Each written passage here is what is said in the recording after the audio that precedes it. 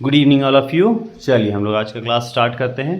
देखिए आज हम लोग पढ़ेंगे ग्रुपिंग ऑफ सेल्स। ठीक है, तो सेल्स को जनरली हम लोग थ्री ग्रुप्स में मतलब थ्री टाइप से ग्रुपिंग करते हैं, जिसमें कि एक होता है सीरीज़, एक होता है पैरेलल और एक होता है मिक्स्ड ग्रुपिंग।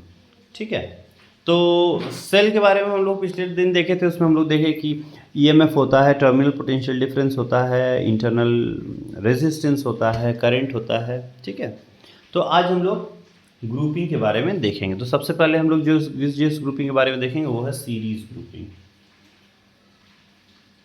ठीक है, सीरीज ग्रुपिंग। ठीक, हाँ। अब देखिए यहाँ पे सीरीज ग्रुपिंग क्या है। जैसे ये एक सेल, दूसरा सेल, तीसरा सेल, करते करते करते करते n नंबर ऑफ सेल्स लगा दिए, है ना। और सारे सेल्स को हम कनेक्ट कर दिए एक एक्सटर्नल रेजिस्टर R से। ठीक है, सारे के सारे सेल्स का जो ईएमएफ है, सारा सेल्स आइडेंटिकल है, तो सारे सेल्स का ईएमएफ जो है वो भी आइडेंटिकल होगा। और सारे सेल्स का एक अपना इंटरनल रेजिस्टेंस भी है R।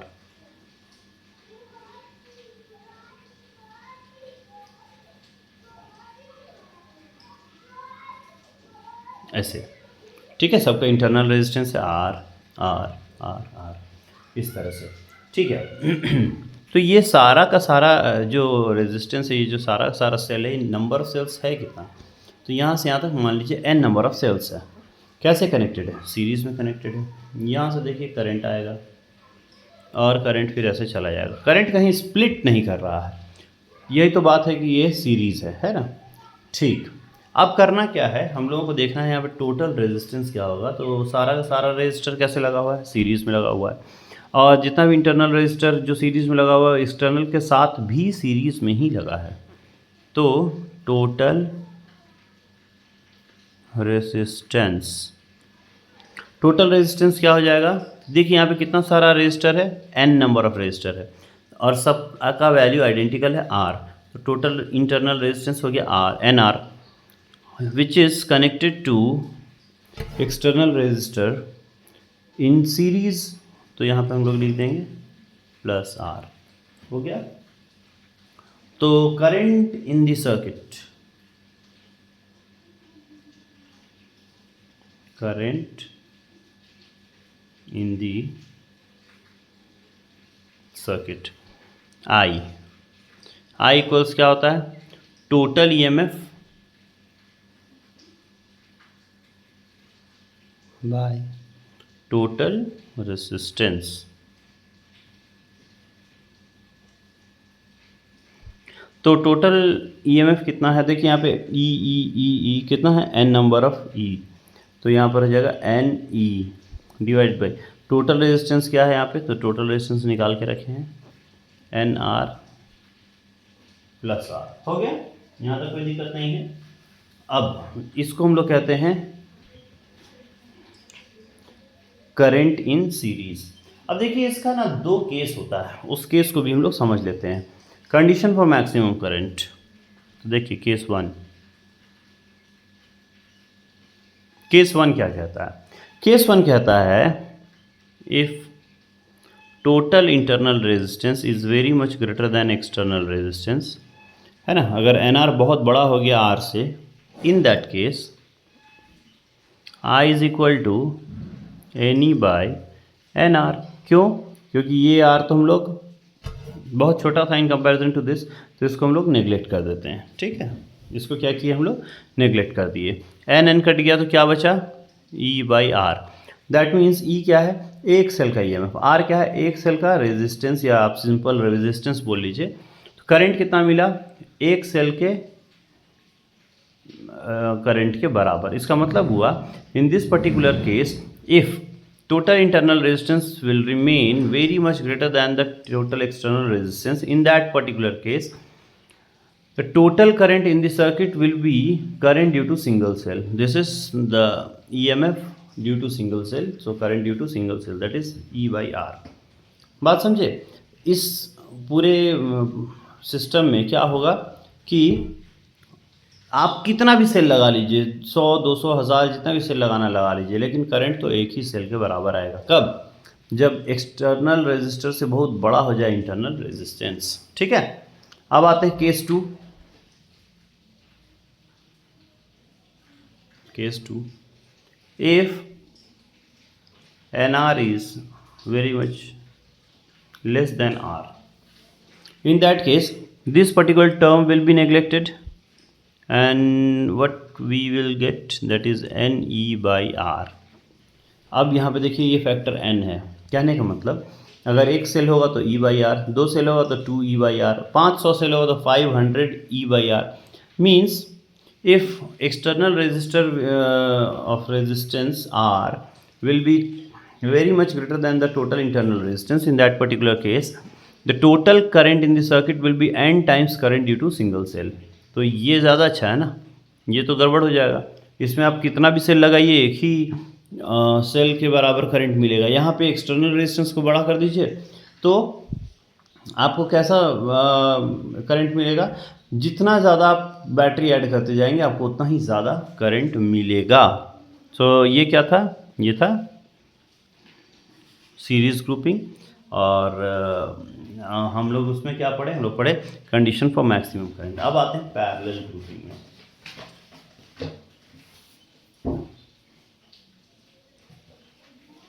ठीक है,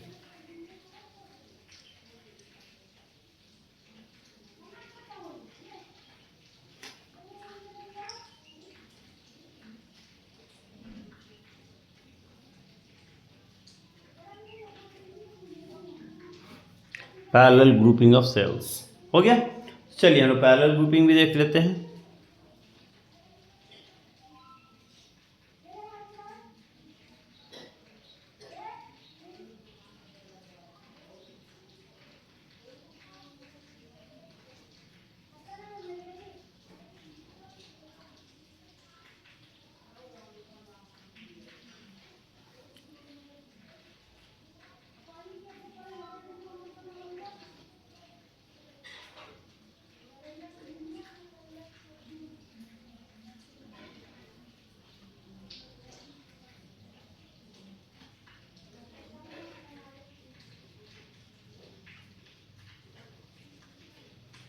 देखिए ये है पैरेलल ग्रुपिंग।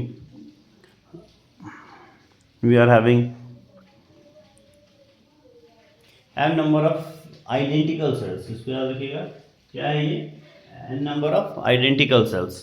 तो ये ऊपर से नीचे तक n number of identical cells है। तो देखिए ये सब पैरेलल में है, तो सब पैरेलल में है तो ई सबका क्या है, ये है सबका EMF। तो ये जो EMF आपको दिख रहा है, ठीक है, पैरेलल में तो ये जो आपको EMF दिख रहा है ये इन दोनों पॉइंट के बीच का टोटल EMF है, किसी भी एक सेल का EMF, that is the total EMF across this 2 points. तो हम लोग यहाँ पर क्या बोलेंगे, हम लोग यहाँ पर बोलेंगे again current in the circuit will be total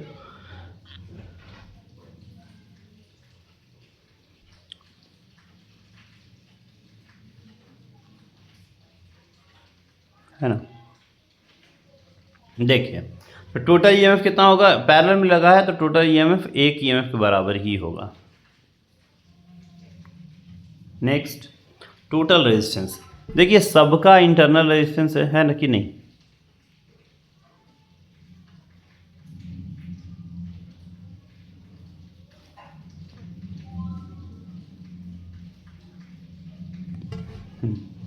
ये सारा इंटरनल रेजिस्टेंसेस है। हाँ अब देखिए ये एक्सटर्नल रेजिस्टेंस के साथ जुड़ा हुआ है तो सारा इंटरनल रेजिस्टेंस, कितना इंटरनल रेजिस्टेंस है, n number of internal resistance है। तो इंटरनल रेजिस्टेंस हम लोग टोटल कैसे निकालेंगे, तो देखिए टोटल इंटरनल निकालने का तरीका क्या है, यहाँ लिख देते हैं total resistance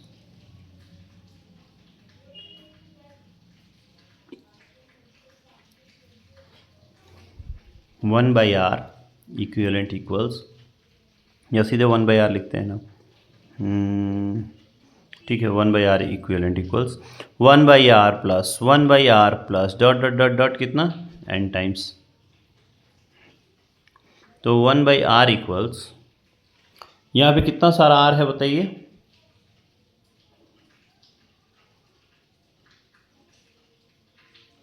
1/r equivalent is equal to, ये n टाइम्स है, n/r, तो r इक्विवेलेंट बराबर क्या हो जाएगा? देखिए r/n। यहाँ तक कहीं कोई दिक्कत? कोई दिक्कत नहीं है।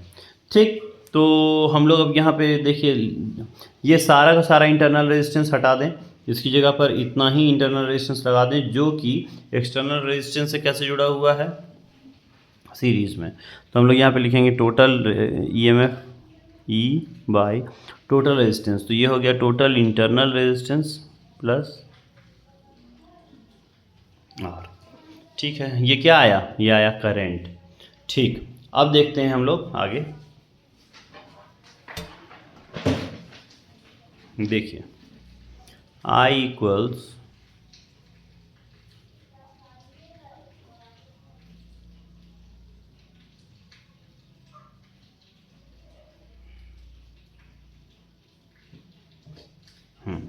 हो गया।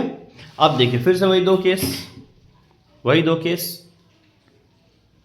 Case 1, when total internal resistance is very much greater than external resistance, in that case this will remain and this will be neglected, so I equals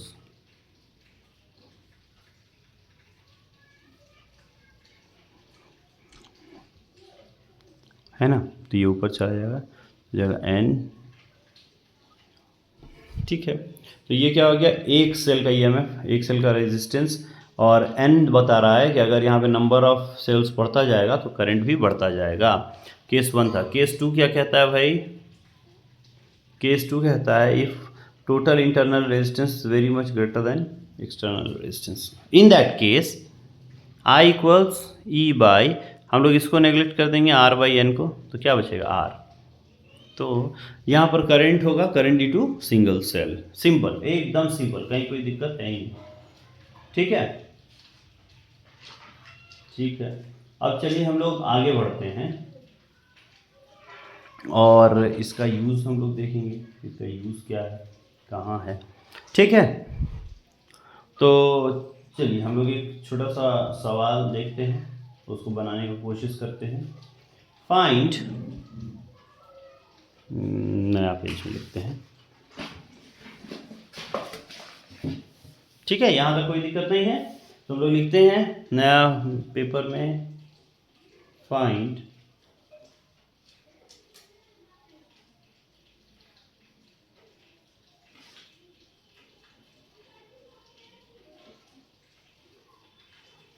EMF and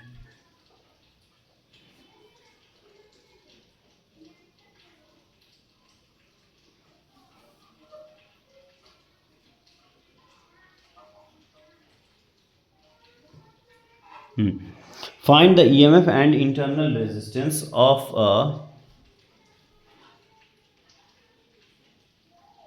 single battery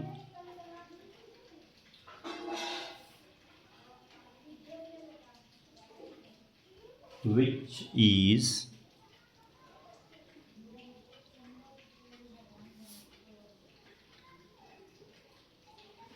equivalent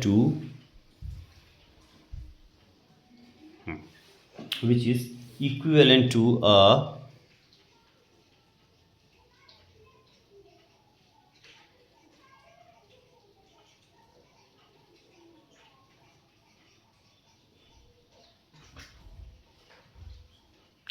3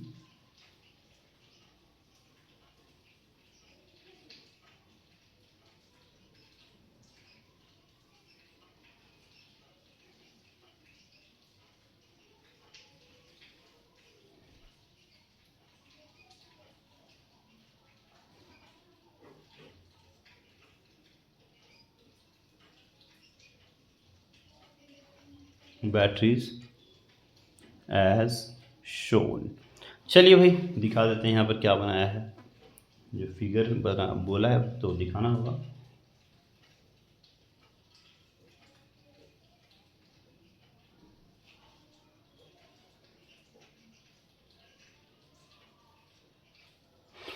हो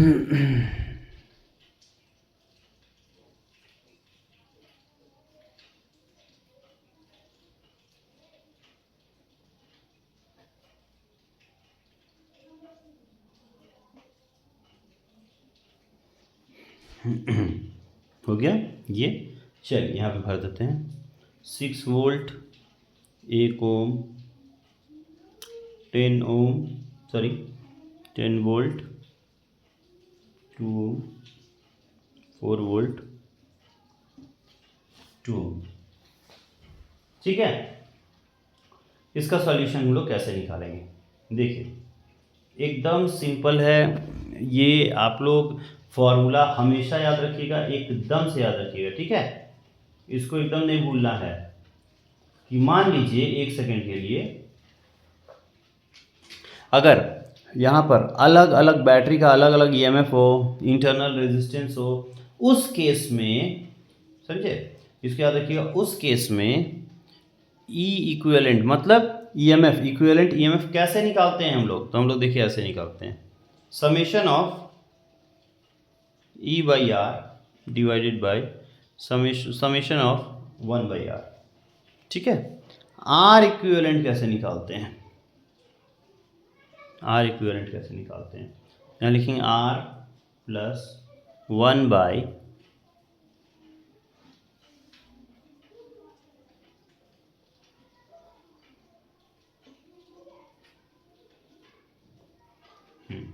चलिए इसी का use करेंगे। तो यहाँ पर हम लोग क्या करेंगे, एकदम सिंपल है। तो इसको एकदम सिंपली हम लोग यूज़ करते हैं। देखिए ई क्यू इक्वल्स, जैसे यहाँ पे ई बाई आर लिखा हुआ है ना, तो यहाँ पर कितना सारा बैटरीज है उसको पहले देख लीजिए। तो हम लोग पहले इक्विवेलेंट रेजिस्टेंस यहाँ पे निकाल लेते हैं, इसका और इसका। तो ऐसे लिखेंगे E one by R one minus E two by 1 by N one plus 1 by, हो गया। सॉरी आर वन है ना, तो 1 by R one plus 1 by R two. ठीक है, अब सही है, यहाँ आर वन है ना, आर वन आर टू हो जाएगा। ठीक, तो बताइए ई वन कितना है 10, ये कितना है 2, है कि नहीं, minus 4 by 2 divide by 1 by 2 plus 1 by 2, कितना आ गया 5 माइनस 2 बाई 1, कितना आया ठीक है 3 वोल्ट। अब इक्विवेलेंट रेजिस्टेंस कैसे निकाल सकते हैं? बहुत इजी है, देखते चलिएगा, बहुत इजी है। हम लोग क्या करेंगे यहाँ पर 1 by R equivalent equals 1 by R plus 1 by R plus मतलब 1 by R one plus 1 by R two, ये कर दिए। तो ये हो जाएगा आपको 1 by two plus 1 by two equals 1। यहाँ तक हो गया, कोई दिक्कत नहीं है। तो आर इक्विवेलेंट कितना आ गया, इतना। ठीक, अब क्या बताया है, देखिए अब ये ना निकाल लिए, इसके साथ तो अब हम लोगों को देखना होगा ना, तो इसको अब लोग थोड़ा रिड्यूस कर देते हैं, सर्किट रिड्यूस करके देखते हैं। देखिए ये हो गया ये वाला पार्ट, ठीक है, ये वाला पार्ट हो गया, कितना है 6 वोल्ट 1 ओम। तो यहाँ पे लिख देते हैं 6 वोल्ट 1 ओम। नेक्स्ट